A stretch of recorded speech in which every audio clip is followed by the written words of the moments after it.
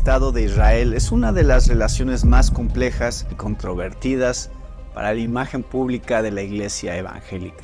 La mayoría de los evangélicos sostienen una postura doctrinal que implica que el Estado de Israel es el cumplimiento de las profecías bíblicas y que su existencia es un signo del final de los tiempos. Pero por otro lado, el apoyo de los evangélicos al Estado de Israel ha sido criticado como un apoyo incondicional a un gobierno que ha sido cuestionado por sus políticas discriminatorias contra los palestinos. Gracias. Bienvenidos de vuelta a su podcast de conversación sobre religión favorito. Estamos de regreso, segundo episodio de regreso la unión entre Logoscast y Luminares Podcast. De regreso por aquí y retomando la parte 2 de este tema que ya analizamos un poco, sentamos las bases y que hoy vamos a adentrar un poco ahora a la perspectiva no histórica, sino la perspectiva de lo que está pasando ahora y cómo podemos entender. Y más bien, ¿cómo podríamos nosotros de nuestro campo de acción, desde nuestro lugar donde estamos, cómo podríamos desenmarañar esta situación y podemos refutar algunos argumentos y tener una perspectiva un poco más humana en favor del pueblo palestino que se encuentra bajo una ocupación en este momento? Entonces, para retomar el tema sobre el sionismo, sobre su relación, su casamiento, digamos, que tiene con el cristianismo, y para adentrar al tema del sionismo cristiano el día de hoy, tenemos de nuevo a Misael. ¿Cómo estás, Misael? ¿Qué dice la buena vida Todo bien, que te todo bien. das? Pues todo bien, estoy emocionado porque iniciamos el primer episodio, estamos en el segundo. Pareciera que no ha pasado el tiempo ni para nosotros, ¿verdad? Porque Claro que yo sí. creo que tengo la misma camisa, pero no es la misma camisa. Es que me compraron dos, ¿ok? Ajá. Me Me, compraron me dos. me regalan Me varias de regalaron Navidad. varias igualitas. Ajá. Y el A único mí que también. cambió, creo que fue Mario. Y cero sutil, o sea, solo la confía. Ajá. Exactamente, sí, pero ya saben cómo es esto. Algunas veces por la logística, los horarios, tenemos que grabar, pero como les comenté al principio, grabamos dos episodios porque es un tema muy extenso Ujú. y hay mucho que hablar, ¿no? Y para hacerle justicia al tema, pues está dividido en dos partes, así que pueden escuchar la primera parte que ya la escucharon. Ahora la Ujú. segunda parte que están escuchando ahorita, pues tenemos todavía mucho que hablar y un tema muy interesante. Y pues otra vez, Mario, muchas gracias por estar aquí con nosotros, Mario. De nuevo, gracias a ustedes, chicos, por invitarme. Creador de contenido, ¿vea? Ya no influencer, como dijimos en el primer episodio, creador de contenido desde esta perspectiva pues histórica, filológica, de esta perspectiva de análisis de cómo se puede ir mezclando una teología, una filosofía, una perspectiva espiritual y cómo debería de haber una intersección entre eso y pues nuestra vida cotidiana, nuestra vida diaria. Recordemos que Logoscast pretende ser, es lo que nos gustaría hacer para nuestros podcast nautas, los que nos escuchan, lo que nos ven, pretende ser un conversatorio, ¿no?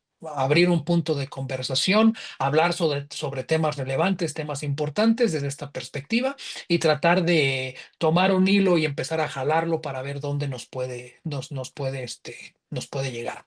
Estamos hablando del tema del sionismo, específicamente del tema del Estado de Israel, lo que está ocurriendo en este momento en la tierra de Palestina, en la tierra de Judea, en diferentes partes, el apoyo que aparentemente, o tal vez no aparentemente, pero el apoyo que realmente goza el pueblo de Israel, un apoyo desmedido, un apoyo sin rendición de cuentas, donde desde una perspectiva política, social, hay muchas cosas que no se condenan, que no se hablan, hay mucho miedo de parte de diferentes líderes, políticos, líderes de opinión, líderes religiosos, de no hablar muy en contra del pueblo de Israel. Y pues a eso venimos el día de hoy, a continuar con este conversatorio. En nuestro episodio anterior hablamos un poco acerca de las bases históricas, de dónde viene esta perspectiva. Hablamos que hay un elemento religioso, un elemento bíblico del Antiguo Testamento, del Nuevo Testamento, donde se habla acerca de la fundación de Israel como un Estado, como parte de un proceso de el final del mundo, se entiende de esa manera. También hablamos un poco acerca de este apoyo que goza el pueblo de Israel, el Estado de Israel, más bien, no el pueblo de Israel, digamos, el Estado de Israel como estructura política, de parte de personas que tal vez no les interesa la religión y que entregan su apoyo por el hecho, o más bien no el hecho, pero mínimo el dicho de que Israel es la única democracia del Medio Oriente, Israel es la que defiende estas perspectivas que son tan comunes para nosotros, que nosotros vivimos aquí en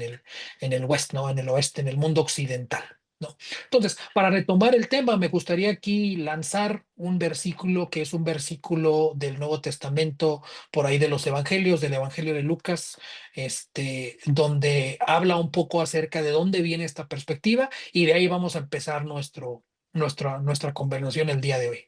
Hay un versículo ahí en el Evangelio de Lucas 21, capítulo 21, versículo 24, donde Jesús, hablando sobre estos eventos del fin del mundo, de lo que iba a pasar antes de la segunda venida, de cuando Él regresara, cuando viniera a instaurar, perdón, su reino, donde viniera a castigar a aquellos malhechores, ¿no? Aquellas personas que obraban sin justicia, obraban en contra de Dios, en contra de las diferentes personas. Jesús mismo dice esto: y Jerusalén será hollada o será destruida, en palabras más entendibles, ¿verdad? Será destruida por los gentiles hasta que los tiempos de los gentiles se cumplan. Y este versículo, recordemos para el que nos escucha que no tiene mucho conocimiento del lenguaje medio rebuscado de las Biblias de hace 100 años, ¿verdad? Los gentiles son aquellas personas que no son judías, ¿no? Así se les mencionaba en el tiempo de Jesús, así se les conoce en ciertos círculos, en ciertos contextos alrededor, pero esencialmente un gentil es una persona que no es judía, ¿no? Una persona que no es judía. Entonces, lo que Jesús efectivamente está diciendo es que Jerusalén va a ser destruida por aquellas personas que no son judíos, hasta que este tiempo o esta autoridad que tienen esos que no son judíos se cumpla, o en otras palabras, llegue a su fin.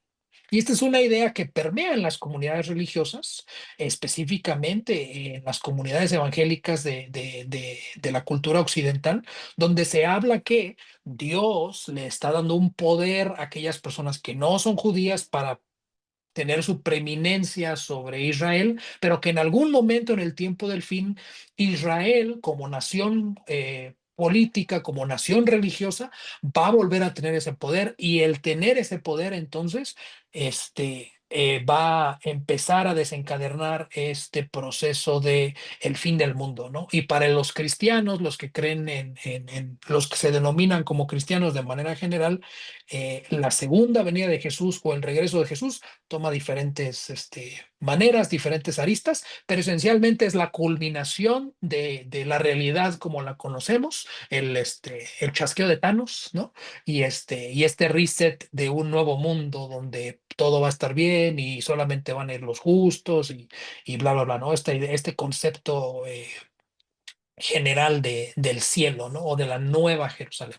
Entonces, en los círculos que son cristianos se entiende que el hecho de que Israel surja como nación, surja como Estado en este tiempo, en este momento, se entiende como un necesario para el desencadenamiento del fin del mundo y para que Jesús regrese en ciertos contextos, ¿no? Si el pueblo de Israel, si la nación de Israel no existe como entidad política, entonces no puede venir Jesús de regreso, no se puede instalar el cielo, no se puede instalar el nuevo reino, ¿no? Y a partir de esta perspectiva, se defienden todas las acciones que pueda llevar a cabo el Estado de Israel, incluyendo lo que ya tenemos de diferentes medios, de diferentes personas, de diferentes testimonios, la aniquilación de personas que se consideran contrarias a este movimiento, no solo el pueblo palestino, sino cualquier otra persona que se pronuncie o que hable en contra de esta perspectiva. Cuéntanos un poco, Mario, ¿cómo debemos nosotros en esta situación en la que nos encontramos, nosotros latinoamericanos, hablando de este tema el día de hoy, en el 2025, cómo debemos de entender esta perspectiva de que una crítica a lo que hace el Estado de Israel es una crítica al establecimiento del reino de Dios y el establecimiento del cielo o de la Nueva Jerusalén? Bueno, creo que tiene que ver en principio con el asunto de que el, lo que conocemos como cristianismo, digamos, ese movimiento de seguidores de Jesús de Nazaret, era un grupo apocalíptico. Es, digamos, la expectativa de que venía el fin del mundo, el final de la historia, estaba muy arraigada, estaba muy fuerte. Es algo que se nota desde el discurso de Juan el Bautista. Es un discurso que está en muchos lugares. Había también ciertos ambientes que parecieran ser, incluso entre los fariseos, también escatológicos en alguna medida. Tenemos la secta de Qumran y también sus textos y cómo se, digamos, era algo que se respiraba en el aire, ¿no? Entonces, pues, no sorprende tanto que en últimas sea algo que todavía está presente pues, en el cristianismo. Hay denominaciones en las que como ese ímpetu escatológico, ¿cierto? De lo que va a ocurrir al final de los días, como que ya no está tan fuerte, ¿cierto? Pero el movimiento evangélico en la iglesia evangélica, pues es una cosa que está muy, muy, muy presente. Y en buena medida siento yo que tiene que estarlo, porque estamos lidiando con profecías fallidas. Ese es el punto, ¿cierto? Entonces, y por eso hay que empezar a retocar ciertos aspectos de cómo interpretamos el texto, de cómo traducimos el texto, pues para que podamos acomodar todo eso a la época moderna. Entonces, pues claro, sí, entonces el texto se está refiriendo, Lucas, el Evangelio de Lucas probablemente se escribe ya en un momento en el que el templo está destruido, ¿cierto? Ya Vespasiano entró con Tito, arrasaron con Jerusalén, se movieron por Judea y acabaron, sí, digamos, con todo el establecimiento político que existía, buena parte de la clase de los saduceos, eh, perdón, y digamos que la expectativa sigue siendo que ya muy pronto, de hecho, Pablo incluso él mismo cree que va a ser dentro de su generación, en su tiempo, ¿cierto? Ya viene el reino, ¿cierto? Pero es que el asunto se vuelve como que Jesús les dice, ya viene el reino, y luego Pablo les dice, ya viene el reino, y luego la generación de los escritores de los evangelios dicen como, ya viene el reino, y tres doritos después empieza el siglo II, ¿no? Entonces como que ya, ¿qué está Ujú. pasando, ¿cierto? Y ahí es cuando Si tenemos. viene o no viene, ¿no? Sí, exacto. Ahí es cuando tenemos algunos de los documentos que parecen ser los últimos del Nuevo Testamento, como, no me acuerdo si esto es Primera Pedro o Segunda de Pedro, cuando dice como, ¿cómo es? ¿Cómo dice? Un año o un día para Dios es como 1000 años, una cosa así. Y esto es una Ujú, forma de responder y decir, ¿por qué no? ¿Por qué no se ha cumplido todo, no? Y el texto ujú, mismo dice que algunos, nuestros padres ya se fueron a dormir, en el sentido de que los apóstoles, los discípulos ya están muertos y nada que ujú. el reino, ¿no? Entonces, pues a la hora de lidiar con esto, con una profecía que pues parece ser, digamos, desde una perspectiva más histórica, qué sé yo, no es el único caso de textos que pretenden ser proféticos y que pues al final del día no lo son. Em, pero pues lo que se termina haciendo es reinterpretarlos, ¿cierto? E incluso cuando ya han cumplido su propósito, pues entonces eso se vuelve a hacer, se vuelve a reinterpretar. Eso es lo que Daniel está haciendo con las semanas de Jeremías, Ujú, ¿cierto?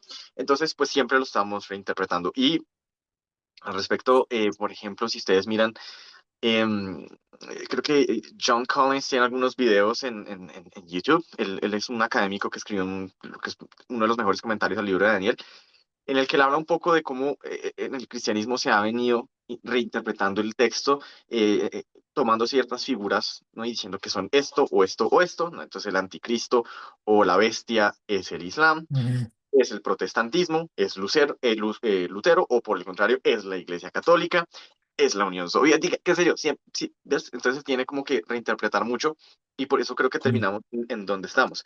Pero al respecto, pues es importante mencionar algunas cosas dentro del texto. Una, en el caso de Lucas, está refiriendo a los eventos de la guerra, ¿cierto? Del 66 al 70 más o menos.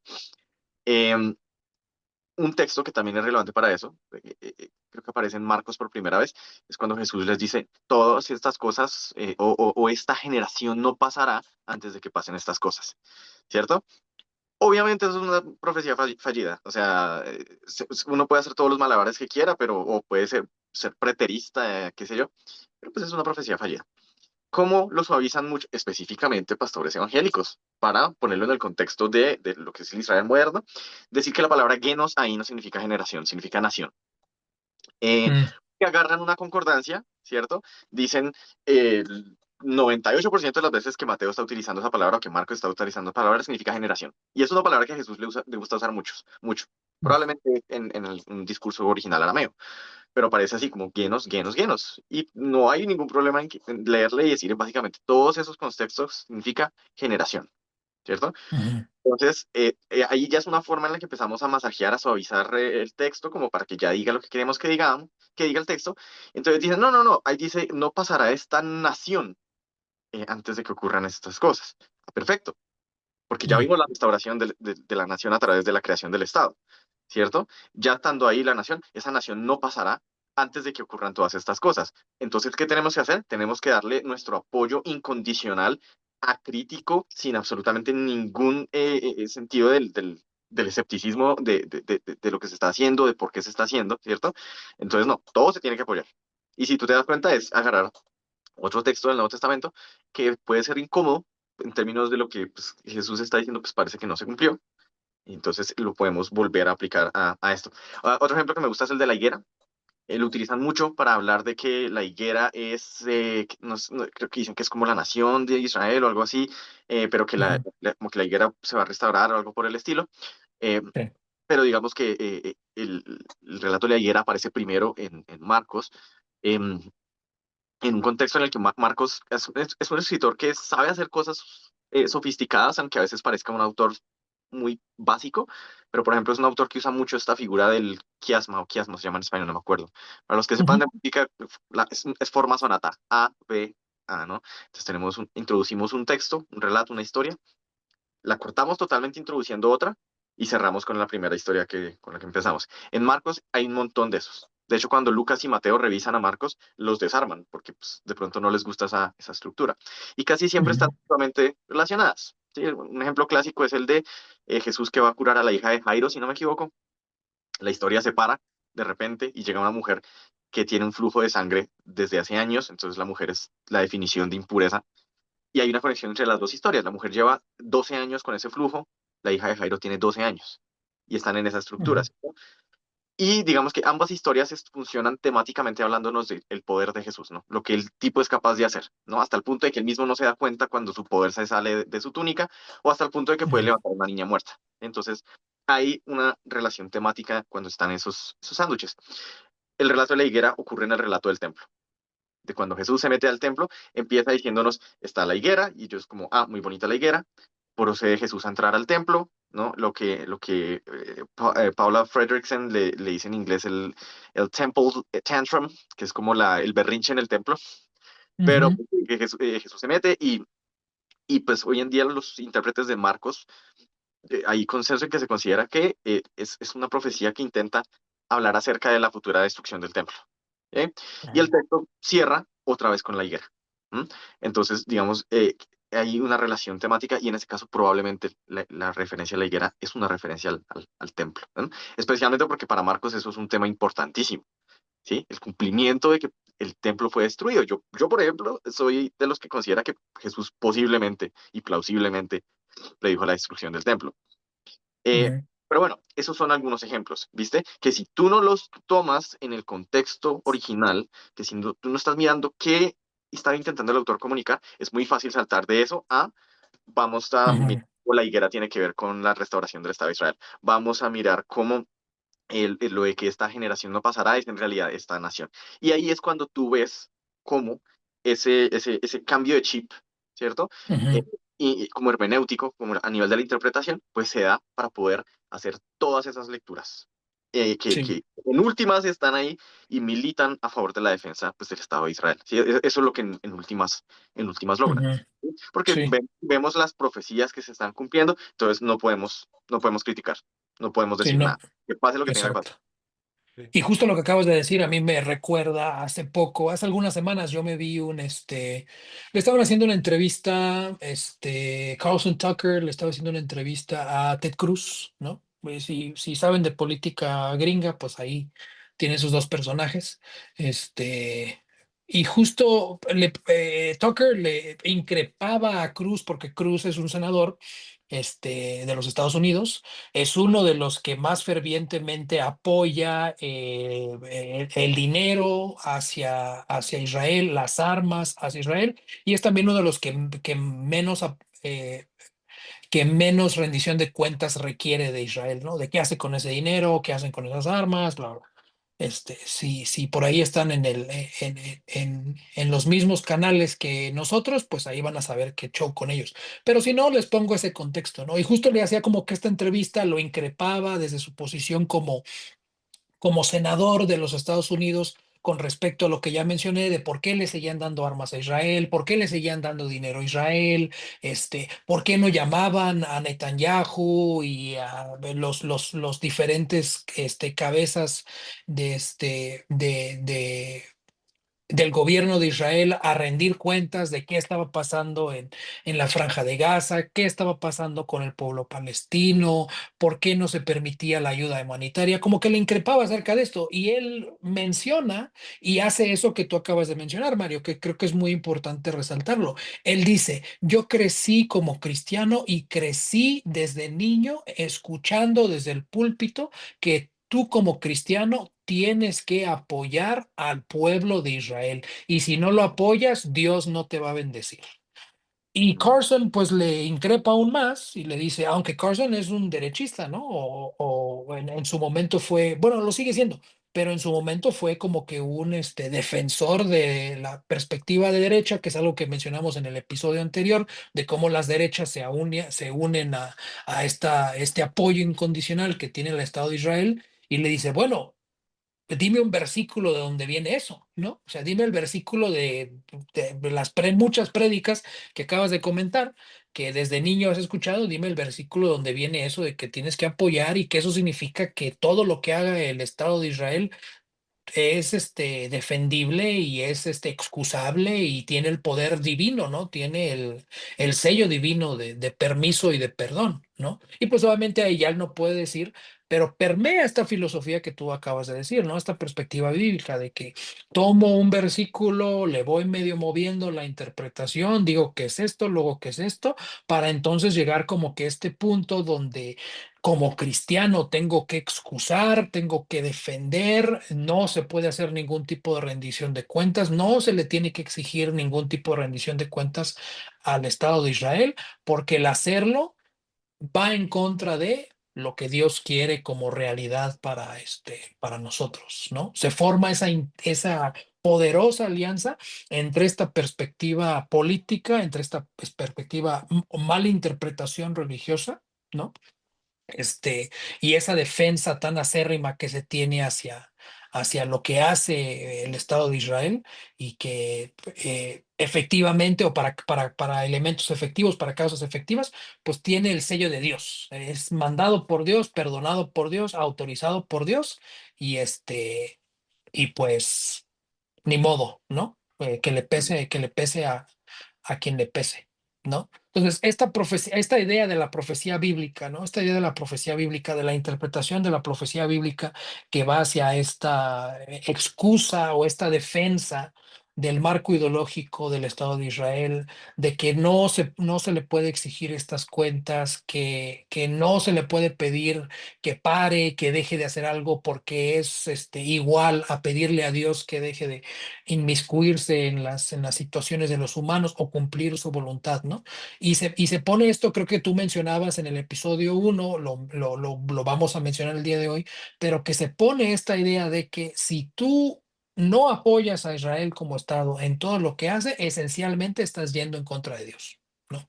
Si eres una persona cristiana, si eres una persona cristiana, ¿no? Y no puedes ni cuestionar, es más, tienes que apoyar y tienes que decir que está bien y que todo lo que están haciendo está bien, porque eso demuestra tu apoyo, tu creencia como cristiano, como persona bíblica, como persona comprometida con la profecía y como persona comprometida con pues con el fin del mundo de acuerdo a a esa filosofía.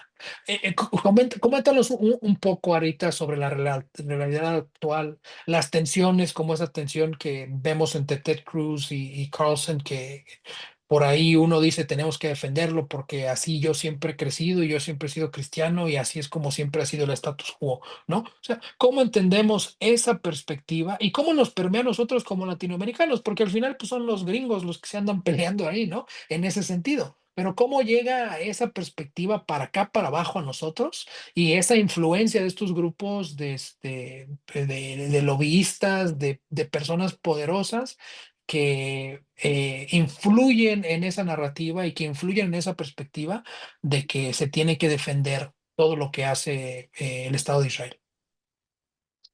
Pues bueno, eso lo había mencionado tal vez la vez pasada, es una cuestión en buena medida de propaganda. Hay un aparato propagandístico por medio que ha venido trabajando durante muchos años con muchos líderes, digamos, de lo que es la iglesia evangélica, y obviamente por su naturaleza proselitista, ellos se mueven, ¿cierto? Se expanden y van a diferentes sitios. En el caso de América, su presencia es sumamente fuerte hasta donde yo entiendo en Centroamérica, donde es en algunos lugares casi que una presencia hegemónica, ¿ya? Ujú, Eh, y luego está Sudamérica, ¿cierto? Donde todavía hay como un rifirrafe entre, digamos, esos espacios católicos y esos espacios evangélicos. Entonces todavía están como disputándose esos espacios. Pero pues digamos que, como lo decía también la vez pasada, pues, está lo que diga la madre, la nave nodriza, pues digamos, esos satélites, ¿cierto? ujú, Lo entienden, lo escuchan y lo reproducen. Entonces, pues es un discurso que llega a reproducirse a lo largo de todo el continente, entonces lo escuchamos, ¿cierto? En muchas iglesias tal vez no es un componente vital, en muchas iglesias evangélicas se ha vuelto eso desde el 7 de octubre por obvias razones, pero tal vez, digamos, está mucho más presente, por ejemplo, en Centroamérica. En Centroamérica está ese fenómeno yo vi un meme el otro día, ¿no? De que era una cosa como que los evangélicos desprecian la adoración a la Virgen, pero tú los puedes ver arrodillándose ujú, con una bandera del Estado de Israel. Es una cosa muy, muy chistosa. ujú, Entonces, pues la presencia ideológica sí ya pues está sumamente fuerte. Obviamente, pues también está el hecho de que pues nosotros tenemos una historia, ha habido una serie de gobiernos, de dictaduras de derecha, que pues mantenían ciertas relaciones también con el Estado de Israel. Em, pero no solamente en términos de relaciones, ¿no? Por ejemplo, porque tú decías como pues, son los gringos allá peleándose, y me imagino que en algunos países de Latinoamérica puede sí sentirse así, pero por ejemplo yo soy colombiano, ¿no? Entonces, para mí es transparente que la historia del Estado moderno de Israel y la historia del Estado colombiano no están, ¿no? Como separadas o algo así por el estilo, porque quien entrenó a muchos de los líderes y de los grupos paramilitares que cometieron actos inhumanos y cometieron masacres por montones aquí en los años 80, 90 y a comienzos del siglo, comandantes o excomandantes del ejército de Israel. Porque, por ejemplo, si algo ujú, tenemos Colombia e Israel es que somos muy buenos para producir mercenarios, ¿no? En este momento la mitad de los mercenarios que están en Ucrania son colombianos. Y en ujú, el sentido aquí ha habido mucho, mucho entrenamiento, por ejemplo, de estos personajes, que es una forma, no creo que sea poder blando, porque pues, de blando no tiene nada, pero no es que literalmente le estaba mandando gente a hacer esto, ¿no? Porque ya son como personajes retirados, son persona privada, no es persona que pertenece como a la esfera de lo público ahí, pero ahí se van forjando, perdón, todas esas relaciones, ¿no? Entonces ocurre de muchas formas. Esa es una relación que se va forjando a nivel militar, a nivel de alianzas privadas y ese tipo de cosas, y está, digamos, la forma ideológica también de hacerlo a través de estas relaciones con estas iglesias y todo el asunto. Entonces, como lo decía la vez pasada, pues son muchos los ángulos y muchas las formas de entrarle a tus potenciales aliados y aliados, pues históricamente hablando.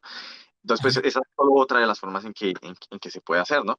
Pero sí, digamos que esa presencia pues, se ha ido incrementando mucho, mucho aquí en Latinoamérica, hasta el punto de que, digamos, ahorita nosotros tenemos elecciones presidenciales el otro año, y yo creo que si tú quieres presidente de derecha y quieres ganar, tienes que decir que Israel es lo ujú, mejor ujú, del mundo. No hay de otra. ¿m? Ujú, Así no seas una persona religiosa. Nosotros, por ejemplo, tenemos una candidata de derecha que es Vicky Ávila, es una periodista o ex periodista, y yo siento que ya no creo que sea evangélica o algo por el estilo, no sé ni siquiera si es religiosa, pero ujú, es una cosa de que tienes que decirlo. Si tú quieres el voto de la derecha, tienes que decir que estás a favor de Israel, ¿sí? ujú, Entonces, nuestra Nobel de la Paz, diciéndole a Netanyahu que bombardeara a Venezuela y que apoya todo lo que Venezuela no, lo que Israel ha hecho en Gaza, ¿cierto? Es María Corina Machado. Entonces, pues es parte ya del discurso ahí. Eso por un lado. Lo otro que me habías mencionado era, ¿qué era el asunto de esa tensión entre derechas, tal vez fue que dijiste? ujú, ujú. Sí, sí, sí. Pues Como, en esa cuestión de la tensión de derechas, sí, sí, pues lo que te decía, pues también como la identidad evangélica es una identidad de derecha, que lo suele ser, ¿sí? O sea, yo conozco excepciones contadas con los dedos de una mano. ¿M? ujú, Y eso no suele ser el caso con todas las otras denominaciones, ¿sí? Tú puedes tener católicos que tranquilamente te dicen que son de izquierda, ¿sí? Y los hay muchos, y así como hay muchos católicos de derecha, o los habrá que son de centro, sí, o sea, como que la diversidad ahí es mayor, pero pues digamos que siendo esa una identidad evangélica, por lo general una identidad de derecha, pues obviamente nota esa afinidad, digamos, con lo que ujú, es el gobierno de Israel, que es un gobierno que, digamos, a lo largo de las décadas, pues se ha ido moviendo más y más y más a la derecha.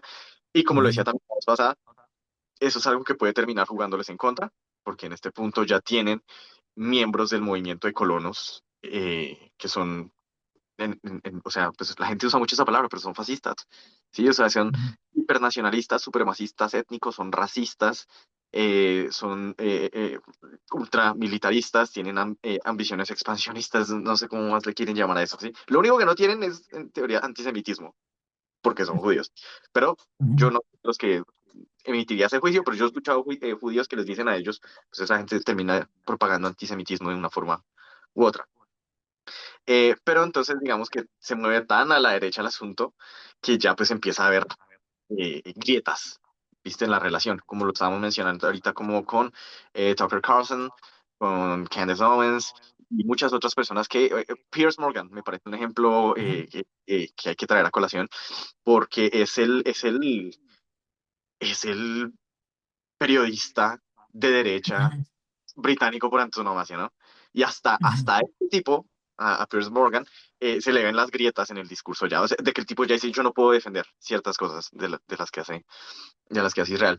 Entonces, creo que es un vínculo que se fortaleció desde la sincronía ideológica de la derecha en los 80, 90 y a comienzos de este siglo, pero que se le está saliendo de las manos a Israel en este punto, ¿sí? Entonces, de nuevo, uno de los pocos lugares donde veo que no, donde yo no veo esas grietas es entre los cristianos evangélicos. O sea, el compromiso es una cosa brutal de ese lado. ujú, ujú. Como si fueran soldados, ¿no? Sí, Casi. total. O sea, lo que te digo de arrodillársele a la bandera es literal. Estoy seguro que ustedes han visto esos videos.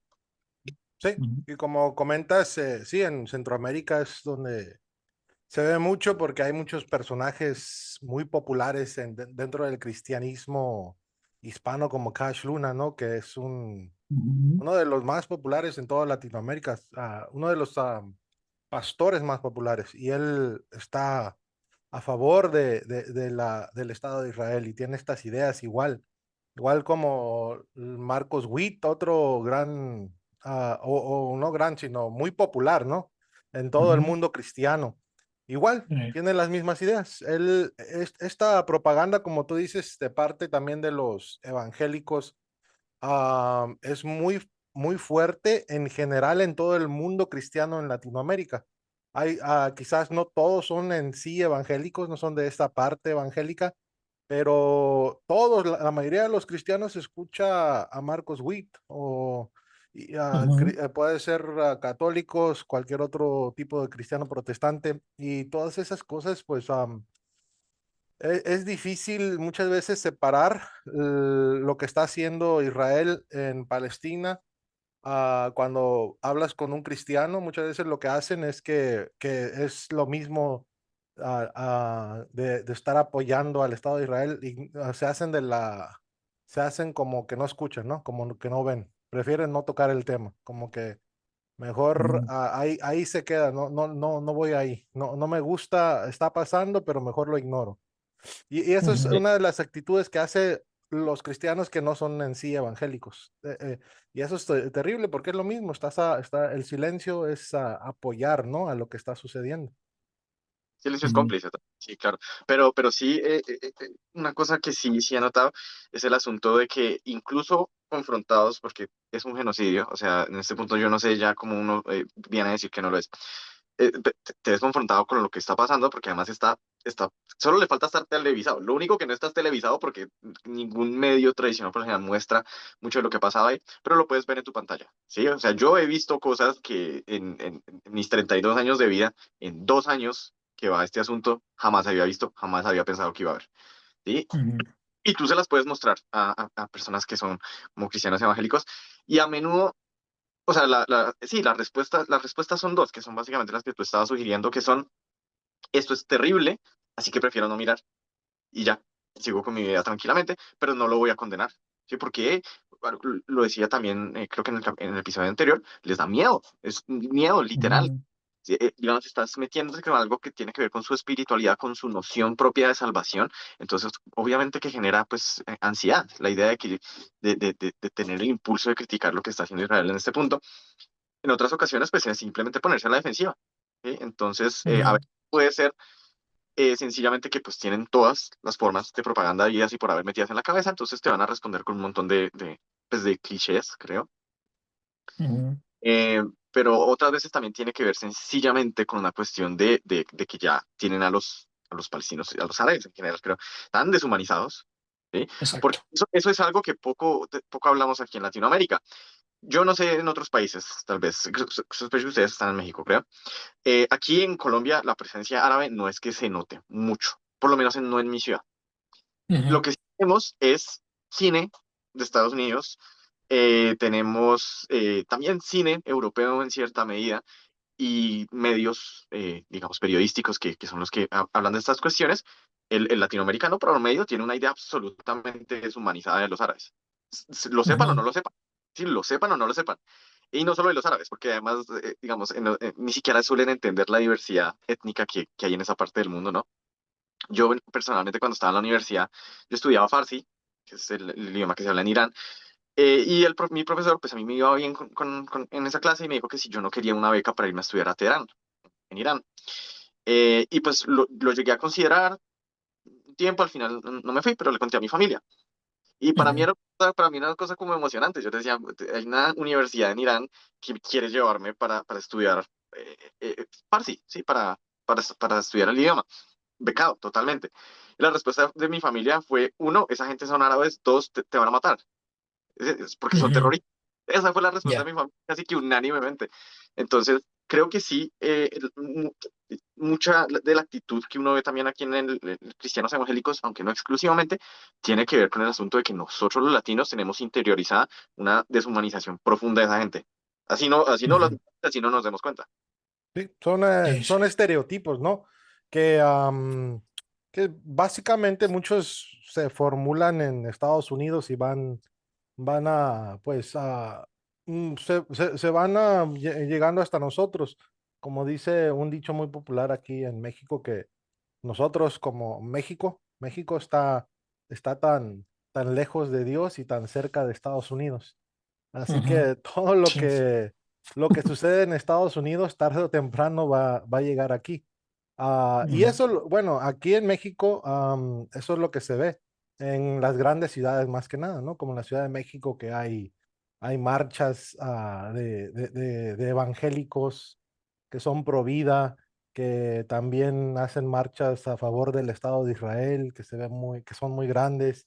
Y como tú Ujú. comentaste, quizás aquí en México, en los lugares más pequeños, en las ciudades más pequeñas, no hay tanto conocimiento de personas árabes. Quizás en las ciudades más grandes hay un poquito más. Pero pues igual, hay muchos estereotipos. En México está el caso de un palestino que se naturalizó mexicano y por mucho tiempo, más de 10 años, luchó para que su familia, que eran como aproximadamente 15 personas, si no estoy equivocado, para que los trajeran aquí a México y luchó hasta que finalmente hace, creo que, ¿cuánto? No más de un mes o algo así, pudieron llegar y era una familia con muchos niños y hoy en día están aquí. Creo que es solamente el único caso de refugiados de Palestina aquí en nuestro país, pero fue algo Ujú, que duró mucho y de hecho no sé si vieron los videos ahí cuando estuvo René, el cantante de ujú. Residente. Tres. Residente, ajá, que estuvo aquí en la Ciudad de México, ahí estuvo la familia y estuvo la niña, una de las niñas que son están refugiados aquí en México, pero Ujú, sí, son cosas que afectan mucho y ignoramos mucho y la ignorancia pues nos lleva a hacer muchos errores, ¿no? Y sí, y como comentaste, pues todo eso también con Trump, que es el que dijo una vez un comentarista político en Twitch, a Hassan Piker, que Trump pudiera él pues detener todo, ¿no? Pero parece como que el que tiene el poder en sí no es él, sino es Netanyahu, ¿no? Porque él es el que, a pesar de que Trump, según ha dicho, ¿no? Según que ha detenido más de 1000 guerras en el mundo, exagerando el número, pero es lo que él dice, ¿no? ujú, Cada día detiene una guerra más. Am, y que ya lo hizo anteriormente y lo continúa haciendo, pero realmente no quieren detener nada, ¿no? Solamente son cosas que tiran, porque saben que como hemos comentado, ya las cosas, ya estas ideas, este apoyo de los evangélicos se va rompiendo ahí mismo dentro de la derecha también. Personajes ujú.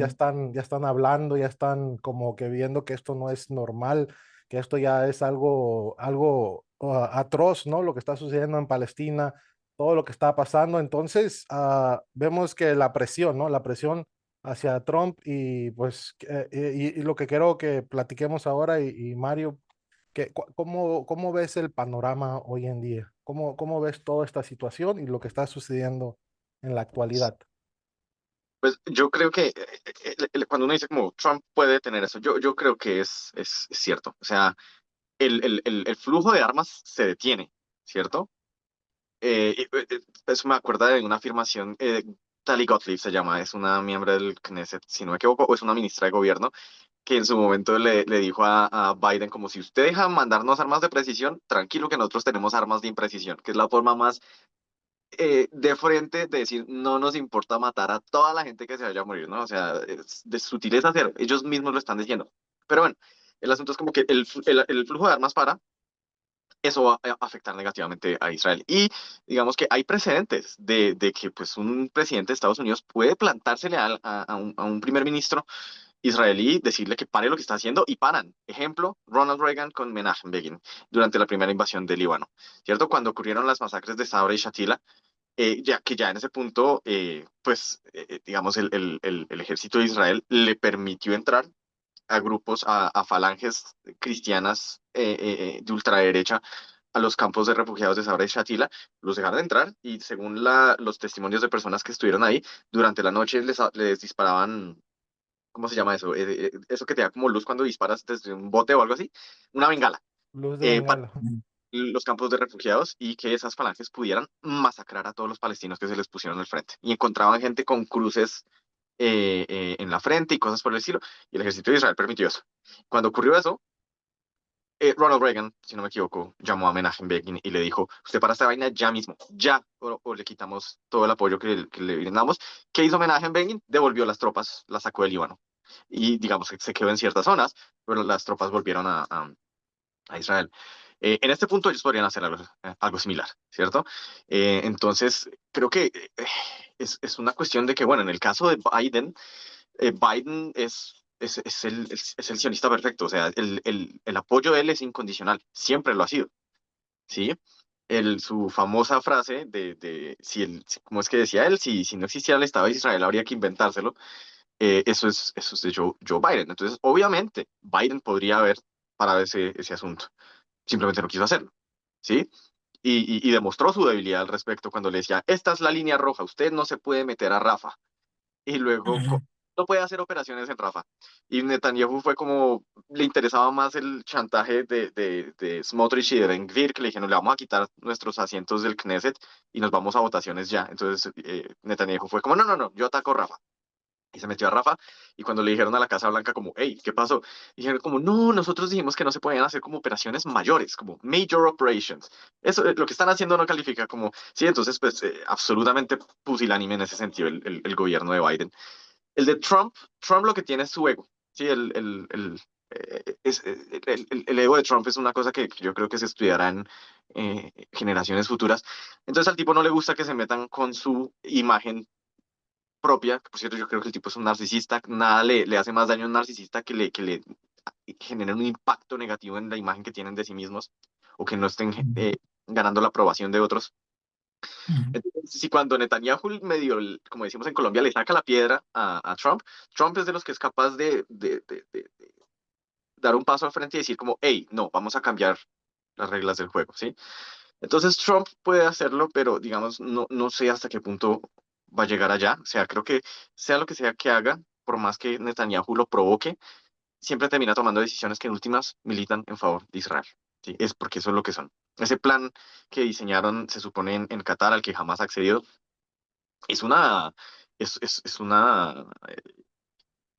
una operación colonial. Sí, o sea, ujú, es increíble. A mí me parece irónico y al mismo tiempo repulsivo que habiendo salido de un mandato británico, vayan a poner a Tony Blair en cabeza de una organización que vaya a estar controlando Gaza, ¿no? Eso me parece increíble. Pero el punto es que yo no veo que Trump en últimas vaya a quitarle el respaldo a Israel. O sea, creo que va a ser en ese sentido incondicional con él. Tiene ujú, detrás una base de votantes, buena cantidad de los cuales son evangélicos, que lo respaldan en ese sentido.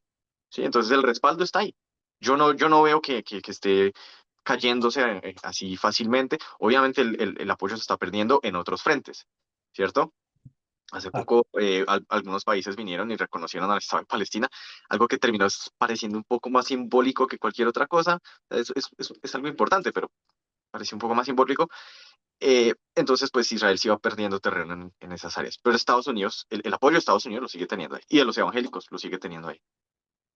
Ujú, ujú. De hecho, para ahí, para los que conocen un poco, o si quieren empaparse un poco más, como el plan que se está adoptando y se está implementando desde que Trump ganó un segundo término, el Project 2025, tiene un apartado específico para la defensa y el apoyo al Estado de Israel. O sea, tiene un capítulo entero dedicado, se le conoce como el Plan Esther,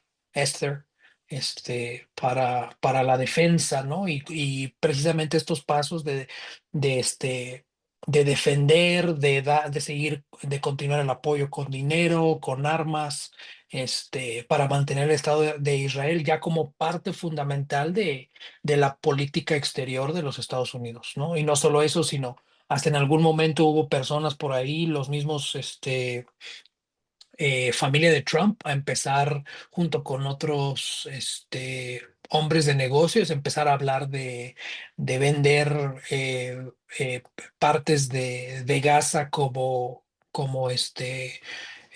la mejor localización para real estate, al traer la estabilidad, al desplazar a gente de sus casas y empezar a vender esa tierra, ¿no? Que es una perspectiva muy, muy colonialista que, pues los Estados Unidos, a pesar de que dice que trata de defender ciertas políticas, este, o enmascarar, yo diría, ciertas políticas como la defensa a las libertades, la defensa a la cultura occidental, también tiene muchas partes de colonialismo, de tomar tierra que no le pertenece, y pues obviamente también en este caso, perdón, en este caso para el pueblo palestino, pues se encuentran como que en la mira de estos planes que diferentes países en diferentes lugares están haciendo, y pues ellos quedan de entre medio, y es lo que estamos viendo en este momento, ¿no?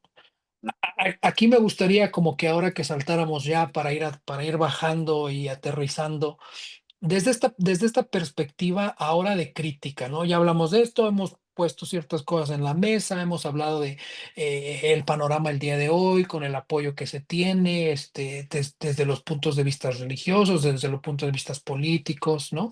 Pero creo que algo que nosotros debemos hacer en este conversatorio es precisamente realzar, a mí me gustaría llamarle esta falacia, porque así lo considero yo personalmente. Si tal vez ustedes tienen otra perspectiva, podemos comentarlo.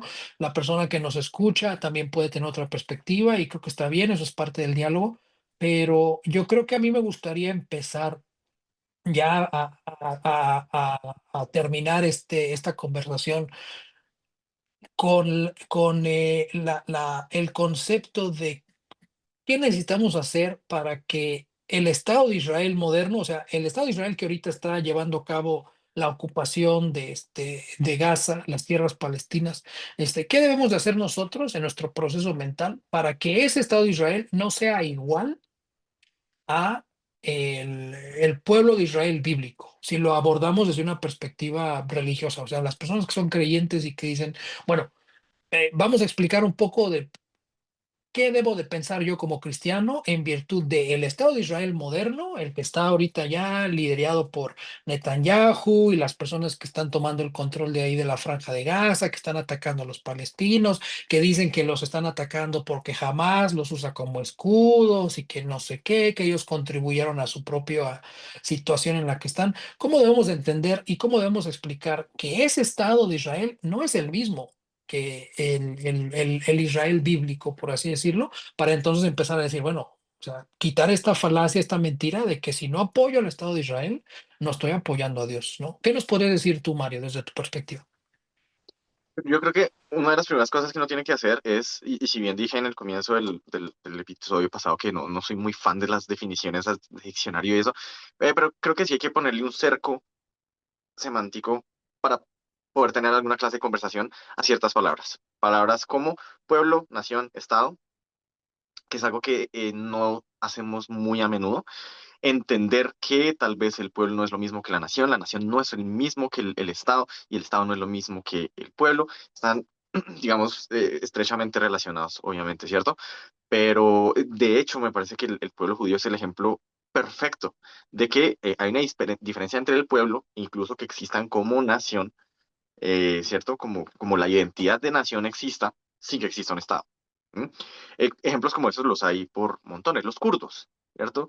Los sami, ¿cierto? En el norte de Escandinavia, donde uno puede verlos y decir, estos son pueblos que existen como pueblos, tienen una identidad nacional, pero ahí no hay está. Los Hazara en Afganistán, por ejemplo.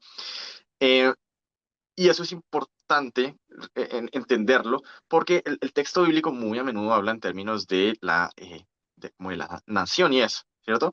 Entonces, ¿qué sería como el equivalente de lo que nosotros entendemos como Estado? De por sí la noción de Estado que tenemos hoy es una noción moderna, ¿cierto? Surge también del nacionalismo en buena parte europeo del siglo XIX y concibe el Estado como una cosa muy particular, que nosotros podamos mirar desde una perspectiva histórica de para atrás y decir como, bueno, podemos considerar que funciona como un Estado, hablando de reinos medievales, qué sé yo. Obviamente no es lo mismo que un Estado muerto, ¿bien? Entonces, creo que sí hay que mantener esas distinciones. Entonces, ¿qué es lo más cercano a lo que uno podría referirse como un Estado en el periodo bíblico? Los reinos de Judá y de Israel, el reino del norte y el reino del sur. Ahora, a mí me parece que si algo enseña el texto bíblico, es que la bendición que Dios le da a Abraham es una bendición pues, o por lo menos dentro de la lógica del texto, que está presente con el pueblo, incluso cuando no hay Estado, ¿sí? Porque de hecho, la mayoría del texto bíblico no hay Estado. ¿Sí? O sea, en Génesis no hay nada por el estilo. En Éxodo no hay nada por el estilo. En el resto hasta Deuteronomio no hay nada por el estilo. Existe el pueblo, existe cierta identidad nacional de hebreos, algo por el estilo. En el libro de Josué no hay Estado. Están conquistando el territorio apenas. En el libro de jueces no hay Estado. Es simplemente una como confederación digamos, de caudillos que el texto llama jueces, algo que uno pueda relativamente hablando llamar un estado, Saúl. Viene y establece cierta estructura. Y bueno, y luego viene David y se la quita probablemente. em, y luego se la pasa a su hijo Salomón y después de eso se parte. Ahí tenemos entidades que son lo más cercano que podemos ver en la Biblia y que podamos decir es un estado. ¿Sí? Y uno de los dos dura como 400 años, el otro dura 300. Y volvemos a lo mismo, no hay estado para el resto del texto bíblico como tal propio. Y pues si uno utiliza la Biblia católica, pues ahí está el periodo de los asmoneos, como para decir que hubo un periodo más ahí. Pero entonces, yo, por ejemplo, cuando he tenido estas conversaciones con cristianos evangélicos, les hago ver la diferencia. El texto no está bendiciendo, la bendición que recibe Abraham no es una que aplique a un reino, ¿sí? Es una que aplica a un pueblo, incluso como nación si se quiere, pero es ahí donde está la bendición, ¿sí? Entonces, criticar un Estado hoy en día no es criticar a los judíos. Y en ese sentido sí hay que tener muy en claro que muchísimas críticas antisionistas terminan siendo antisemitas, porque terminan tratándolos como si fueran lo mismo. Entonces, por eso siempre digo, el Estado y el pueblo no son lo mismo. Y entonces, yo, Ujú. cuando uno critica al Estado de Israel, lo hace diciendo que actúa y opera como Estado.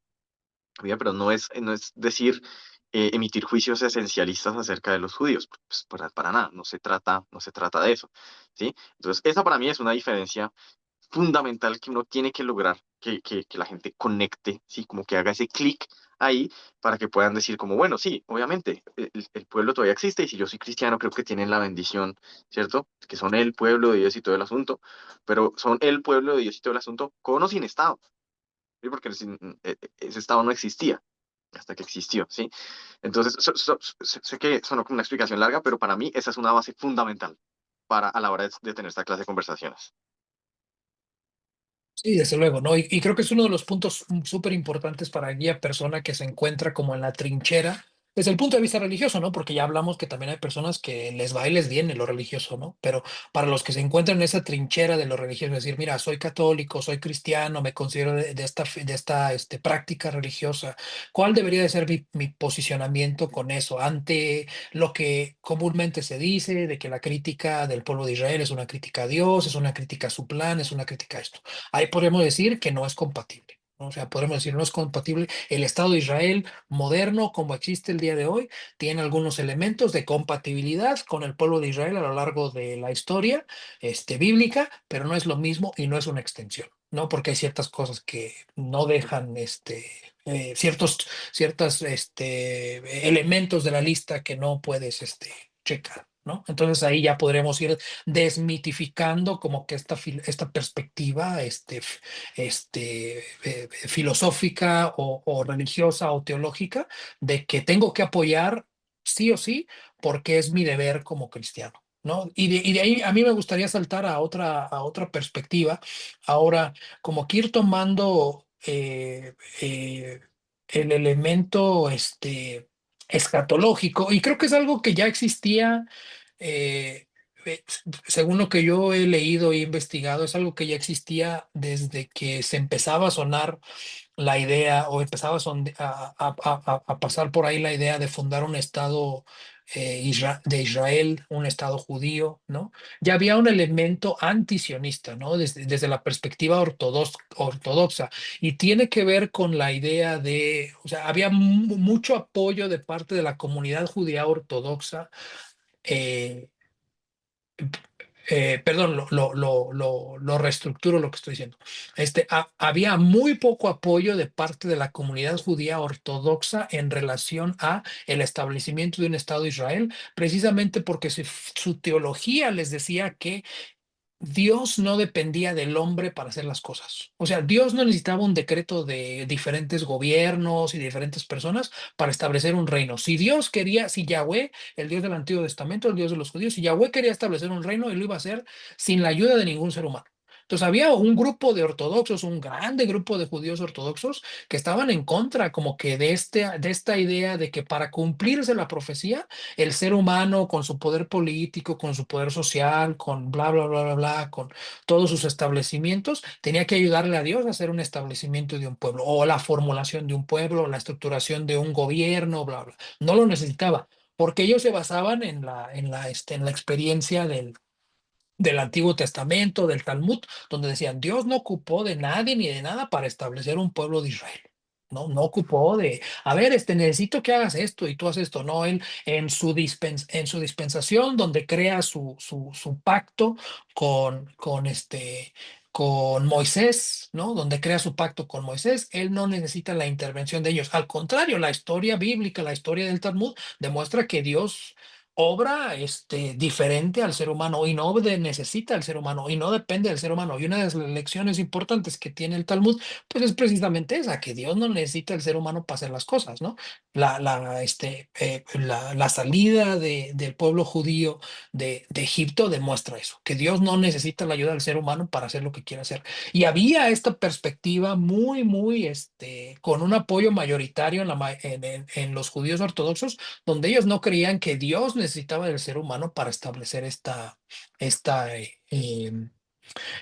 reino, ¿no? Este pueblo. Él lo podía hacer y es más, se le debería de permitir a Dios actuar solo, ¿no? Porque solamente así se podía garantizar que era el cumplimiento de una profecía.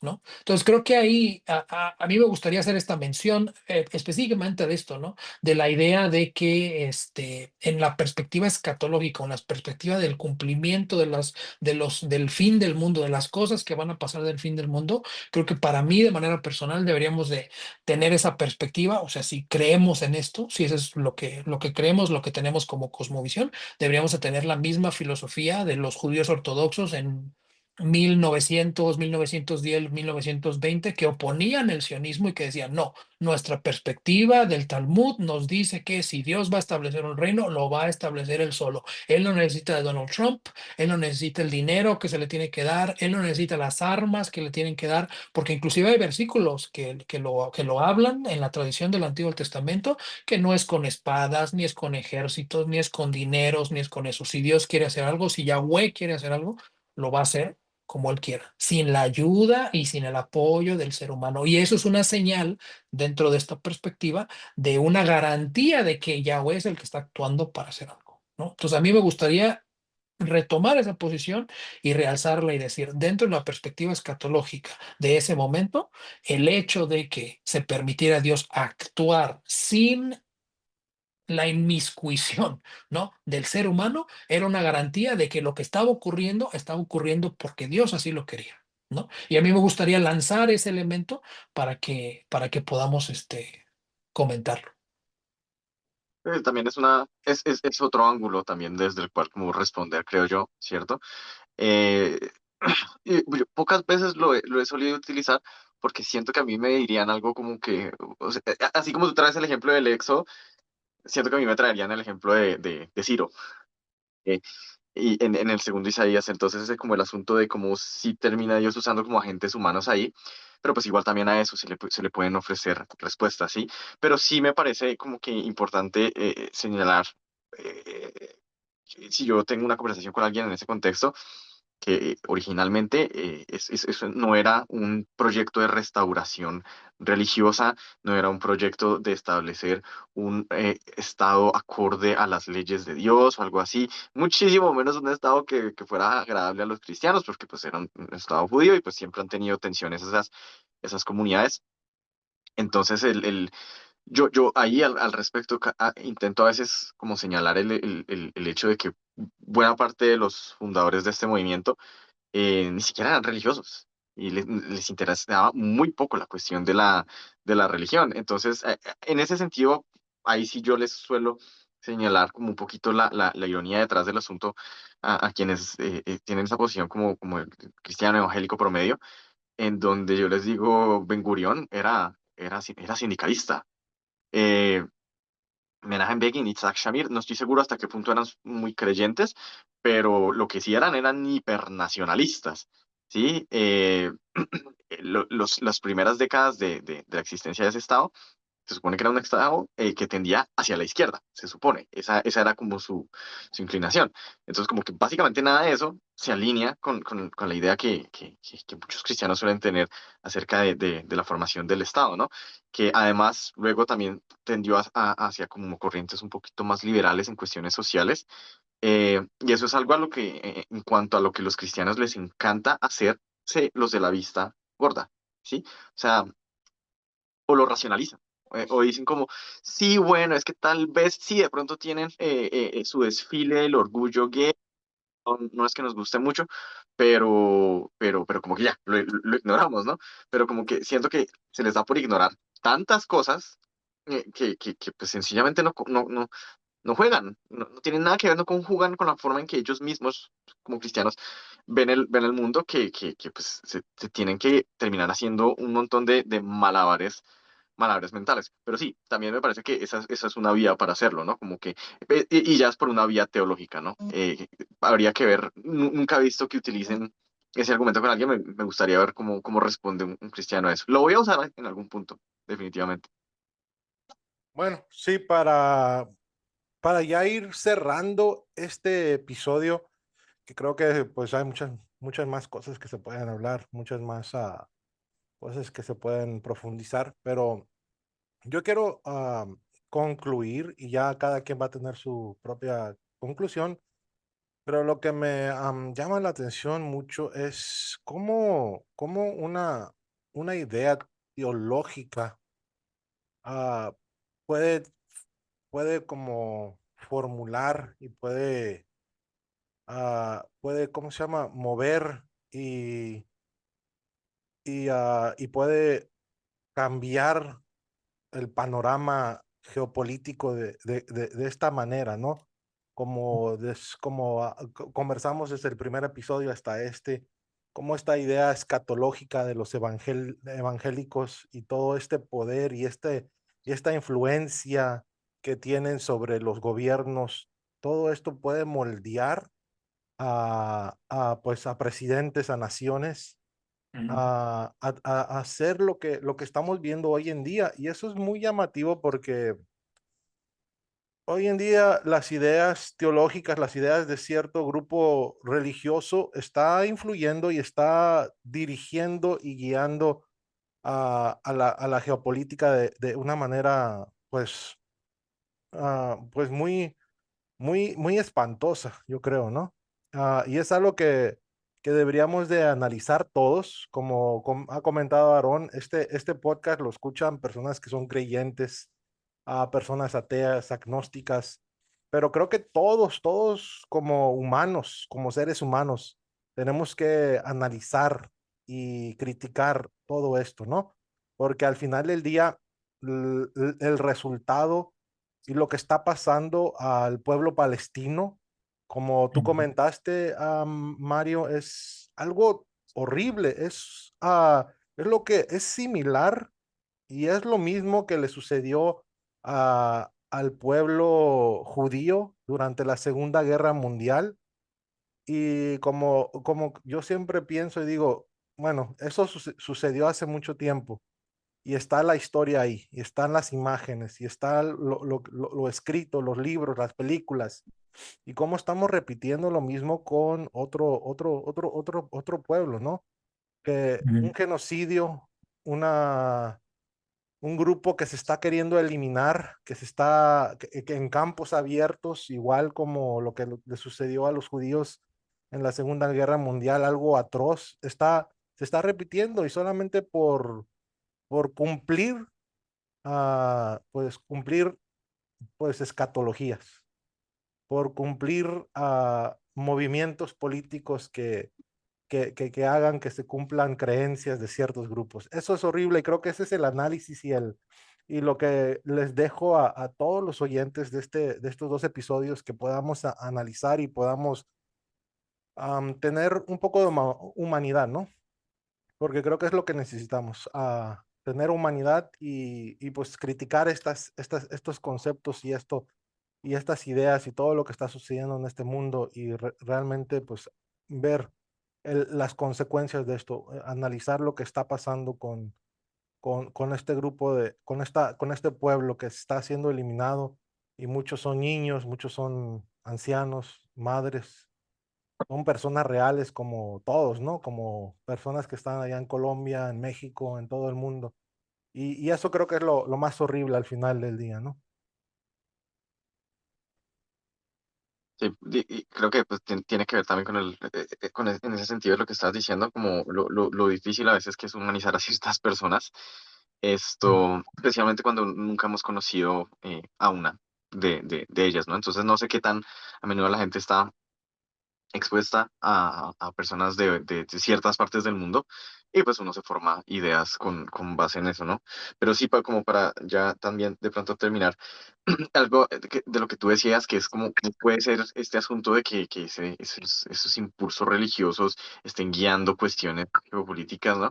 Y, o sea, en este punto creo que ya se ha vuelto tan presente que es cuando ya, ¿cierto? Estaba tal vez en el background, antes estaba atrás, pero ya lo tenemos en la cara, ¿sí? Entonces como que ya nos confronta muy fuerte, pero pues es algo pasa a menudo, ¿no? Yo me acuerdo que en su momento George Bush algo dijo acerca de Gog y Magog en relación con Irak y Saddam Hussein, y me acuerdo que había un montón de diplomáticos franceses que estaban como de ¿qué está hablando este tipo? ¿Qué es lo que tiene en la cabeza? Y les tocó llamar a un montón como expertos como en escatología literalmente evangélica para ver lo que estaba pasando ahí. Pero más allá de eso, sí creo que es el asunto de que tal vez nosotros, después de la Segunda Guerra Mundial, nos acomodamos mucho en un mundo que dijo, mejor mantenemos ciertas cosas separaditas, ¿no? Que la iglesia esté allá, la religión está allá y el Estado está acá, ¿no? Y eso es un proceso que se ha venido dando, pues obviamente desde hace rato, pero digamos que creo que nos acomodamos mucho ahí y perdimos de vista la medida en la que cuestiones de índole religioso pueden darle forma a la política, ¿cierto? Hasta el punto en el que lo terminan haciendo hoy en día. Obviamente, pues ya tuvimos un recordatorio de eso a medida que fue aumentando el fundamentalismo islámico, que también existe, obviamente, es un problema enorme, pero ya en este punto en particular, un conflicto que no tendría que ser religioso, porque eso es lo que siempre la gente dice, no es un conflicto religioso, es un conflicto territorial. Y yo digo como, sí, pero no, en este punto es un conflicto religioso. Sí, o sea, puede que no lo haya sido, pero en este punto lo es.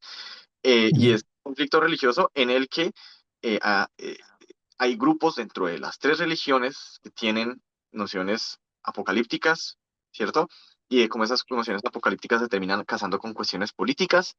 Entonces, pues Ujú. eso es sumamente pues, problemático y peligroso, ¿sí? O sea, ya hablamos mucho de lo que son los cristianos evangélicos, creo que está claro, pero pues también hay otro montón de personas dentro de la comunidad judía que son pues los más radicales que también tienen ideas escatológicas, que es como, es que hay que volar en pedazos el domo de la roca porque tenemos que poner un templo ahí. Y cuando venga ese templo, ahí sí va a llegar nuestro Mesías y todo el asunto. Y del otro lado, pues obviamente desde el Islam también pues se generan respuestas, ¿cierto? Y terminan yendo a su libro y revisan y es como, ah, no, aquí estaba escrito que viene una confrontación, entonces pues se vuelve sumamente problemático, ¿no? Entonces, me parece Ujú. que el asunto es que ya llegamos a ese punto de la historia en el que nos están agarrando el pastel y nos están poniéndolo en la cara para que nos demos cuenta que ya es una cuestión religiosa, ¿sí? No debería serlo, es desafortunado que lo sea. Y por eso hay que tener las herramientas y por eso pues me gustó esta oportunidad como que para que pudiéramos hablar un poco del asunto y cómo puede uno entender el asunto y tal vez responder a esas ocasiones. Ujú. Se va a cruzar con personas que defienden todo lo que está ocurriendo ahí. Claro, claro. Aquí a mí me gustaría compartir algo para que pongan un poco en contexto las cosas. Creo que lo que mencionas, Mario, es súper importante el entender que no existe una homogeneización de los grupos. O sea, no todos los judíos están a favor de esto, no todos los cristianos están a favor de esto, no todos los musulmanes. O sea, hay una diversificación de voces. Desafortunadamente, como lo hemos platicado en este episodio y en el episodio pasado, existe un elemento propagandístico que te trata de meter que hay una unicidad de filosofía, de perspectiva, de cosmovisión y que eso es lo que tienes que defender. O sea, que solamente existe una y ya. Y creo que es una de las cosas que a mí me gustaría aquí traer en esta conclusión que quiero compartir, ¿no? O sea, que entender que no existe esta idea, que en la realidad no existe esta idea que las perspectivas son homogéneas, son distintas. O sea, hay iglesias en la Franja de Gaza que son cristianas y son cristianas ortodoxas y son iglesias milenarias, son iglesias que han existido por 1500 años y no son judíos y no son musulmanes tampoco, ¿no? Y se encuentran como que en este da y viene del deseo político y del deseo religioso y de las defensas y los intereses de un grupo y los intereses de otro. Entonces creo que lo primero que tenemos que entender es o a mí me gustaría postularlo, ¿no? Que no hay una perspectiva homogeneizada. O sea, no hay nada más una filosofía para entenderlo y para aplicarlo. Hay diferentes, hay una multiplicidad de visiones y creo que es algo que en este podcast pues hemos tratado de defender, ¿no? De que esa multiplicidad es muy importante. Es valiosa al defenderla y al entenderla. Y también este elemento que tú mencionabas, Mario, de la humanización de las personas, ¿no? Yo, como persona que me interesa la política, como persona que me interesa también la religión, la filosofía, trato de consumir mucho contenido relacionado a esto. Y por ahí antes de que muriera el Papa Francisco, una historia que resaltó mucho es que él conversaba todas las noches con el párroco, el padre de la última iglesia católica que estaba dentro de la Franja de Gaza. O sea, él hizo un punto, o sea, trató de hacer un énfasis en comunicarse con una iglesia que llevaba, o sea, llevaba cientos de años ahí. No era una iglesia nueva, no era una iglesia que la acababan de fundar hace 30 años, 40 años, era una iglesia que llevaba cientos de años ahí, ¿no? Y él hacía el punto de comunicarse con esa iglesia todas las noches para saber cómo estaba la situación, este, y que hace algunas semanas pues fue bombardeada precisamente por un ataque del IDF, ¿no? Y que para cualquier métrica de las personas católicas, de los cristianos, eso debería de haber sido un punto donde dijeran, a ver, esto no puede pasar. Si el argumento fuera es que estamos en contra de Hamas, es que estamos en contra de no sé qué, era una iglesia católica y una iglesia católica de muchos años, ¿no? Entonces, a mí me gustaría aquí hacer ese punto de la humanización de los palestinos, o sea, de la gente palestina. Es gente que de alguna manera no tuvo mucha decisión, ha vivido ahí, de repente alguien está interesado en su pueblo, en su tierra, alguien tiene dinero, alguien tiene poder, vienen estos intereses de otras partes y llegan y se meten y ahora se encuentran en una lucha, ¿no? Y es una lucha que tal vez ellos no pidieron, ¿no? Y a mí me gustaría proponer aquí algo para las personas que quieren como que hacer este proceso de humanizarse, de entender que las perspectivas son perspectivas múltiples, una multiplicidad de perspectivas. A mí me gustaría lanzarlos, invitarlos a ir a YouTube y buscar el sermón, la homilía más bien, porque no es sermón, la homilía de un reverendo que es un reverendo luterano que está ahí en la iglesia luterana de Belén, que también es una iglesia milenaria que tiene ahí mucho tiempo. En algún momento fue cristiana y fue cambiando de manos y ahora le pertenece a los luteranos, pero él hace un sermón que se llama Cristo está en los escombros y por ahí se viralizó esta Navidad pasada se viralizó unas imágenes de una escena de natividad. Ya ven que acá en Latinoamérica nos gusta poner la escena de natividad, el pesebre y eso. Y justo se viralizó una foto, algunos videos de una escena de natividad, de Navidad, donde está Cristo, pero está entre pues, los escombros, ¿no? Y viene precisamente de esta iglesia de Belén, que es una iglesia luterana y justo en la homilía, el sermón que hace este reverendo, este pastor, este ministro que se llama Munter Isaac, él habla precisamente, y es corta, es de 15 minutos, 15, 16 minutos creo que, pero es un sermón, precisamente un sermón de Navidad, y él hace esta referencia a que hace mucha conexión entre la experiencia del Cristo bíblico cuando era pequeño con lo que está pasando en el pueblo palestino y no se mete como que en esta idea de que es que somos cristianos y pues no nos deberían de hacer esto a nosotros y ellos son musulmanes y mátenlos y trátenlos mal, ¿no? O sea, habla como que este elemento humanizador, es decir, a ver, si nuestra idea es pelear y defender esto, pues nuestra idea es contraria a nuestra práctica,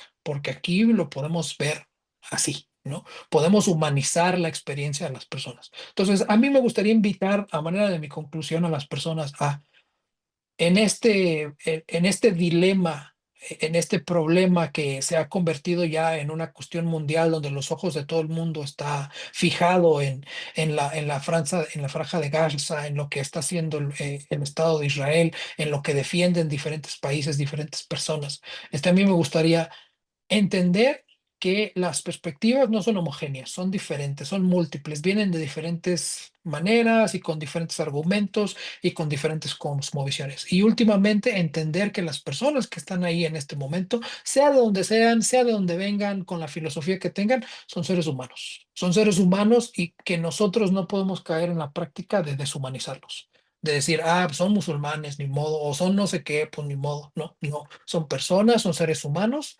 que el simple hecho de vivir en algún lugar ocurrió esto y ahora tienen que tratar de entender su realidad y de defender su realidad y de defender su humanidad y su derecho a la vida simplemente por estar en ese lugar, ¿no?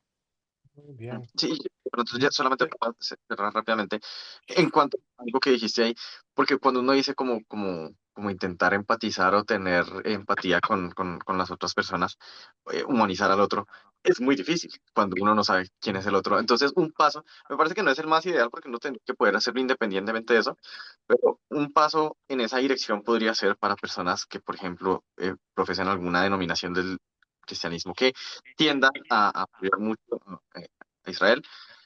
Intenten buscar videos, entrevistas, sermones, libros escritos, grabados por cristianos eh, palestinos. ¿Mm? Mire, escuchen sus voces. ¿Qué dicen ellos?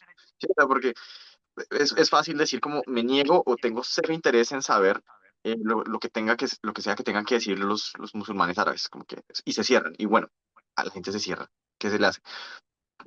Lean un poco a ver, lo que piensan los árabes cristianos o los armenios cristianos en Jerusalén. ¿Cómo perciben ellos la situación? ¿Qué lectura hacen de lo que está pasando? Y es un paso para empezar, ¿sí? Tal vez sea muy difícil dar el paso de decir, me voy a poner en el lugar de un personaje que sea un musulmán de 60 años que trabaje como imam, qué sé yo, pues empieza con sus propios, con una comunidad más cercana a ustedes que pues, son los cristianos, ¿no? Entonces, es una forma de tal vez empezar a hacerlo, me parece. Sí, muy buena forma de hacerlo.